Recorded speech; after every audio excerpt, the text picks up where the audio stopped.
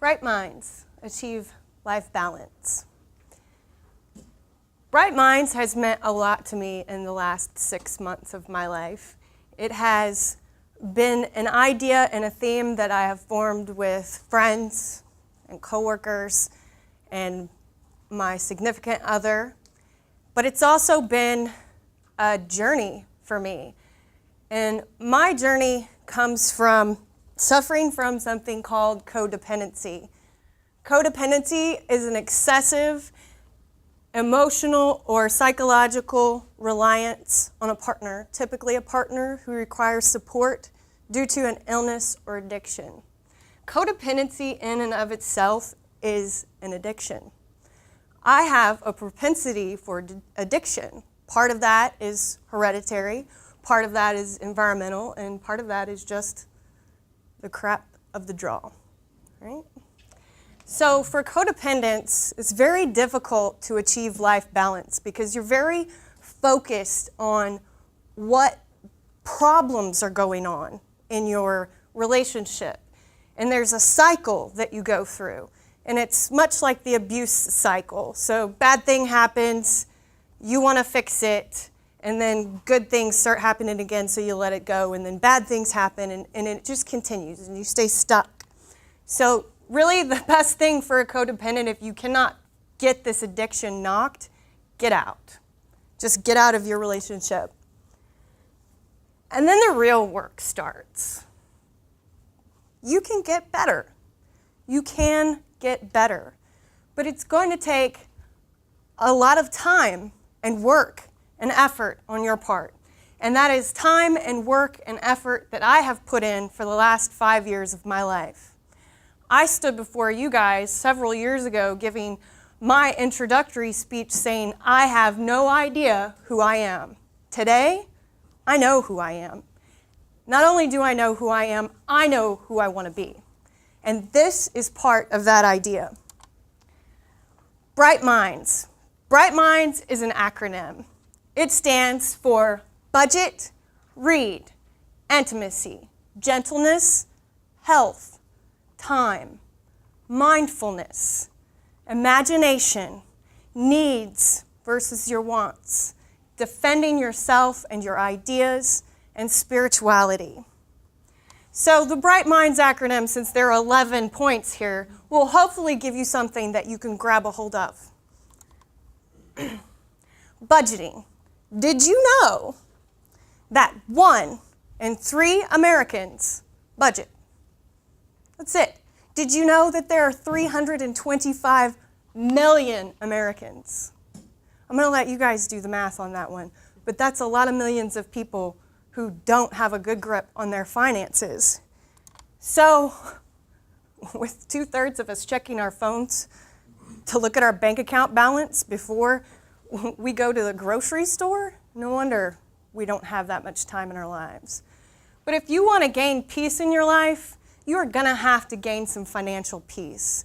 Now, you could read any number of books. I read Dave Ramsey's Total Money Makeover, and I did the envelope system, right? So I take my life and I look at it in 12 months instead of month to month and paycheck to paycheck.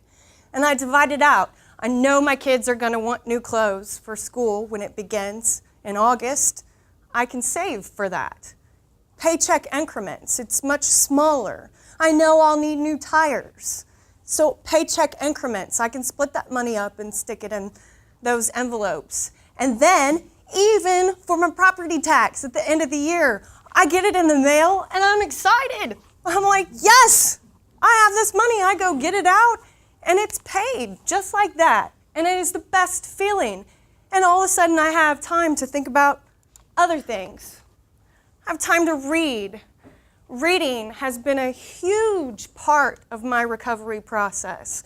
Part of that came from when I had finally gotten to the low where really I didn't care if I lived or died. And I have 2 children, and I knew that that was not the way that I wanted to feel about my life. So I went to get help. And when you have those kinds of feelings, get help, because this isn't going to fix you. You have to have sometimes those other medical interventions to help you, whether it's getting over a hump or whatever. But I talked to the psychologist and he says, sounds like you just need some bibliotherapy. Here, read this book on codependency. And I was like, oh my gosh, this is me. This is totally me. And then I thought, well, if that could help me, what else could help me? And so then I'd start thinking, well, what do I want to be better at?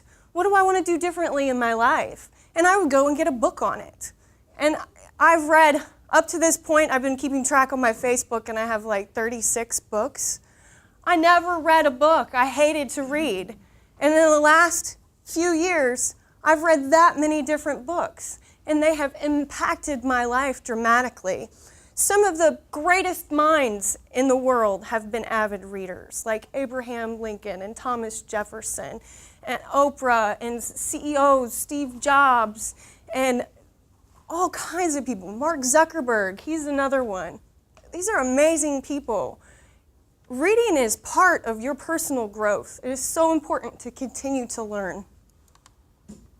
Intimacy. You know, our divorce rate is 50%. I've heard as high as 60%. We definitely have an intimacy problem here in America, if not even worldwide. But this intimacy aspect is different than really, it's not just about having a relationship and just, oh, I got it, it's cool. No, you got to do the work. You got to put the time in. You got to figure out your partner's love language, right? How do they feel loved? Just because you feel loved a certain way by giving a gift all the time, maybe that's not their love language. Their love language could be something entirely different, and you think you're being loving to them, and they're like, you should just clean the house because it's the thing to do.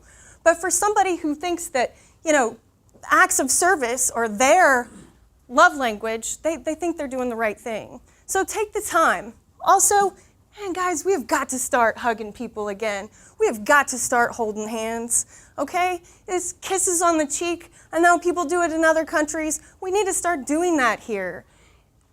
When you are touched physically, your body reacts. It starts to develop something called oxytocin. And oxytocin helps to lower your cortisol levels. Cortisol is stress. Stress will kill you. It will give you wrinkles and gray hair prematurely. You'll probably get those anyway. So be intimate with others. Gentle. I put this up because drag queens are my favorite. I just love them. But you know, sometimes individuals who do things that are a little bit out of the cultural norm are abused by others who don't understand. And they don't try to understand. They don't want to. But the gentle with others, man, that extends into a whole lot of categories in our lives these days. There's a whole lot of ugliness going on in the news, and there is no reason for it. But here's the thing. You can't just tell people, stop it. We have to change. We have to change. If you are looking in the mirror every day and saying, you know what, I'm stupid, I'm ugly, I don't like today, I'm not good at anything, whatever it is, you have to be gentle with yourself. You have to start to gain that self-esteem, that self-love, or otherwise you don't have anything to give. Health. You ever hear the obesity epidemic that's happening today? Yeah. 1 in 4 Americans, 20%. Remember that 325 million people? That's a lot, guys, are obese. And something like 75% of men are overweight. I didn't have this statistic on women. I deny it anyway. So we definitely have to start thinking about, how do we eat healthy? What do we want to do for exercise? You have got to get up and move. 30 minutes, 3 times a week. I do squats while I brush my teeth, no kidding. Okay? Because I was having troubles fitting things in, and my little electric toothbrush goes 2 minutes. That's 2 minutes of squats I get in every day. Walk, go on your walk, whatever you got to do. Eat differently. I like to think about whole foods, right? If it's 5 or more ingredients, don't eat it. And if the first 5 is sugar, don't put it in your body. because sugar is addictive too, right? Let's stop the addiction, all the addictions. Be addicted to books. Well, but that can go out of control too because, if you're sitting around reading all the time, then your house doesn't get cleaned and everything else. It's a mess. But anyway, so let's start thinking about our health. Now you want to tell me, oh, but Stephanie, I don't have time. I don't have time to do all that. I don't have time to budget. I don't have time to read. I don't have time to stop and give somebody a hug. Why would I do that? I don't have time. You do have time. We consume a massive amount of multimedia every single day. How many times do you check your Facebook page? Yeah? How many times are you reading articles about, I don't know, the latest celebrity? I mean, it's just crazy stuff. I'm definitely more prone to go, well, if it's healthy and good stuff for you, yes, but still at that. What about games with our kids? Why are we sitting and watching television all night long? Hours, series. It's gross how much media we consume. And if we spent a little more of that time encouraging others, building ourselves up, and building those we love up, our world would be a much better place. This is a big one. Whether you want to say mindfulness or meditation, whatever you want to call it, this is how we change our minds, guys. There's something called neuroplasticity. It's like these little grooves in your brain, and it's like muddy water, right? And it goes to the path of least resistance. The easiest way is the way that the water always flows, right? The lowest spot, the biggest groove, that's where it goes. So whatever your habit of thinking, the average American has, or average person, not even American, has 200 negative thoughts a day. 200. That's average. It's good to be average. 500 to 600 if you have depression. Negative thoughts every single day. Can you imagine how troubling that is to an individual? So you have to learn to quiet your mind. Your mind is strengthened by not thinking. Your body is strengthened by moving. Isn't that a funny thing to think about? So create new grooves. But you don't have to sit and go, no. Sometimes in meditation class, we listen to music. We do a little walking meditation. Doing your art could be meditation. Spending time with your kids can be meditation. The oldest yoga instructor, I think it's the world, she says her life is her meditation. And that's the goal. That's the goal, is so that you are 100% present in every moment of your life, as much as possible. And that in and of itself will slow time. You know how you don't remember a lot of things in your life, but those moments that you really paid the most attention to because they were so impactful, like your graduation or, I don't know, your 21st birthday, whatever it was. Imagine, if we cannot see ourselves any place other than where we are, we will always be right where we are. You cannot build something. You cannot build a building without first having created blueprints. You have to come up with an idea. You have to think and imagine. When is the last time somebody said to you, if you could do anything you wanted to do, if you could be anyone you wanted to be, who would you be? Who would you be? We probably haven't heard that since high school. But I'm asking you that today. What do you really want out of your life? See it, imagine it, envision it, and then plan it. Plan it. You have got to write it down. These are the steps I'm going to take every day to go toward my goals, toward my dreams, what I want out of my life. Consistency. Don't give up. Keep at it. You will most certainly fail if you quit. Never quit. Needs versus wants. This one is tough in a couple of different ways because there are a lot of things that other people have that I think would be kind of cool to have. There are a lot of things in my house that I think I need that I don't. 20/80. 20% of the things that you have are what you actually use. 80% you don't. Look in your closet. How many things in there you don't use anymore? Or you haven't in a year. Some people have systems that they come up with and they get rid of that stuff. But it goes beyond the stuff that we keep for our own sake. Sometimes we keep it for the sake of our memories of others. I had a table that I carried around from house to house, place to place, that was my grandmother's. That table, glass top, wicker base, beautiful in her home. It always looked like crap when I had it. It was dilapidated. It had hung out in the barn. It hung out in my basement for a long time. I ceremoniously burned the base of that thing this year. And then the glass top, I took it and put it on top of another shelf that my boyfriend does his bonsai tree work on. Now it has a purpose. Give those things that have been sitting in your basement, not used in your attic, give them a purpose. If you're not displaying your trophies from high school, why do you have them? We're not taking any of that stuff with us. Defend yourself.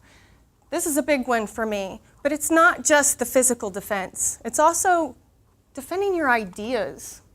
Your voice matters. Do not be silenced by anyone, ever. You have a right to think and feel and speak about what you want to speak about. It doesn't matter if other people don't agree. And stand up for yourself. It is amazing to me that I thought that I had to tolerate the abuse that I experienced from my ex-husband, just mouthy, nitpicky, silly stuff. Abuse may have even been kind of a harsh word, but still is nitpicky. And I said to him, don't speak to me anymore except anything that is regarding our children, and that's it. And you may only text me under these specific circumstances, and he has respected that. If I'd have known it was that easy, all I had to do was stand up for myself and say exactly what I wanted. Take your power back. Take your power back. You have it, and you have a lot more than you think you do. Spirituality. Guys, we got to do some work on this, okay? It's cool that we have monotheistic religions. We may not accept other people's religions, but we can understand them. We can. We can say, it's okay for you to believe that way. And it's okay for me to believe this way. And let's not step on each other's faith. Because when it's all said and done, we are all God's creatures. We all have a piece of God's light inside of us.